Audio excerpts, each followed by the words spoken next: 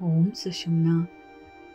ಸಮಸ್ತ ವಿಶ್ವದಲ್ಲಿ ವ್ಯಾಪಿಸಿರುವ ಶಕ್ತಿ ನಮ್ಮೊಳಗೂ ಕೂಡ ಚೈತನ್ಯ ಶಕ್ತಿಯಾಗಿ ವಾಸಿಸುತ್ತಿದೆ. ಸಿದ್ಧ ಗುರುಗಳು ಈ ಶಕ್ತಿಯನ್ನೇ ನಾಡಿಗಳಲ್ಲಿ ಪ್ರವಹಿಸುವ ಪ್ರಾಣಶಕ್ತಿಯಾಗಿ ಸಾಧಕನನ್ನು ಪರಮಸತ್ಯದ ಕಡೆಗೆ ಎಚ್ಚೆತ್ತುಕೊಳ್ಳುವ ಚೈತನ್ಯ ಪ್ರಕಾಶವಾಗಿ ಗುರುತಿಸಿದ್ದಾರೆ. ಕಳೆದ 10 ದಿನಗಳಲ್ಲಿ ಆ ದಿವ್ಯ ಜನನಿ ತನ್ನನ್ನು ತಾನು ಅನೇಕ ರೂಪಗಳಲ್ಲಿ ಆವಿರ್ಭವಿಸಿದ್ದಾಳೆ. ಪ್ರತಿ ರೂಪವೂ ಕೇವಲ ಒಂದು ಚಿಹ್ನೆಯಾಗಿರದೆ ಅದು ನಮ್ಮ ಆಧ್ಯಾತ್ಮಿಕ ಪ್ರಗತಿಗೆ ಪ್ರತ್ಯಕ್ಷ ಸಾಕ್ಷಿ.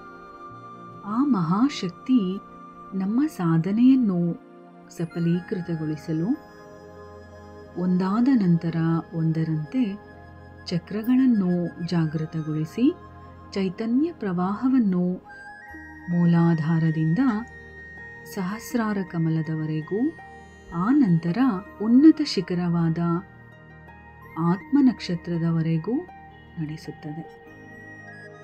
ಮನುಷ್ಯನನ್ನು ಯೋಗಿಯಾಗಿ ಮಾರ್ಪಡಿಸುವ ಮಹಾಶಕ್ತಿಗೆ ಮಾಡುವ ನಿಜವಾದ ಸಮರ್ಪಣೆಯೇ ಧ್ಯಾನ.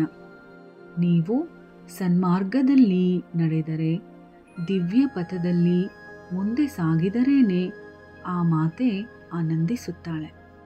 ಜಗನ್ಮಾತೆ ಆನಂದಗೊಂಡರೆ ಈ ಜಗತ್ತಿನಲ್ಲಿರುವ ಸಕಲ ದೈವಶಕ್ತಿಗಳು ಆನಂದಗೊಂಡಂತೆ.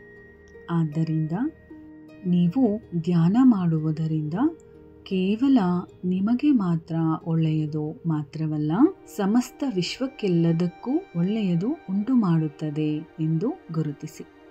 ಅಜ್ಞಾನವನ್ನು ಜ್ಞಾನವನ್ನಾಗಿ ಬದಲಾಯಿಸುವುದು, ಸ್ವಾರ್ಥತೆಯನ್ನು ಸೇವೆಯಲ್ಲಿ ಲೀನಗೊಳಿಸುವುದು, ಅಶಾಂತಿಯನ್ನು ಧ್ಯಾನದ ಮೂಲಕ ಬಿಡುವುದೇ ನಾವು ಶಕ್ತಿಗೆ ಮಾಡುವ ಅತ್ಯುನ್ನತವಾದ ನಿವೇದನೆ.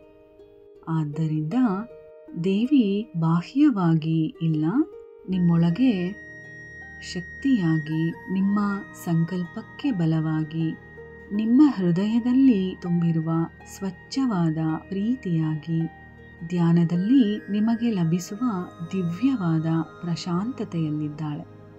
ಹಾಗೆಯೇ ನಮ್ಮ ಗುರುಗಳ ಮೂಲಕ ಪ್ರವಹಿಸುವ ಅಪಾರವಾದ ಕೃಪಾಧಾರೆಯಾಗಿ ನಾವು ತೆಗೆದುಕೊಳ್ಳುವ ಪ್ರತಿ ಶ್ವಾಸದಲ್ಲಿಯೂ ಇದ್ದಾಳೆ. ಆದ್ದರಿಂದ ಈ 9-10 ದಿನಗಳು ಮಾತ್ರವಲ್ಲದೆ ಪ್ರತಿದಿನ ಕೂಡ ಜಾಗೃತಿಯಿಂದ ಜೀವಿಸುತ್ತಾ, ವಿನಯದಿಂದ ಸೇವೆ ಮಾಡುತ್ತಾ, ಸಮರ್ಪಣಾ ಭಾವದೊಂದಿಗೆ ಧ್ಯಾನ ಮಾಡುತ್ತಾ ಆ ಮಹಾಶಕ್ತಿಯನ್ನು ಆರಾಧಿಸೋಣ.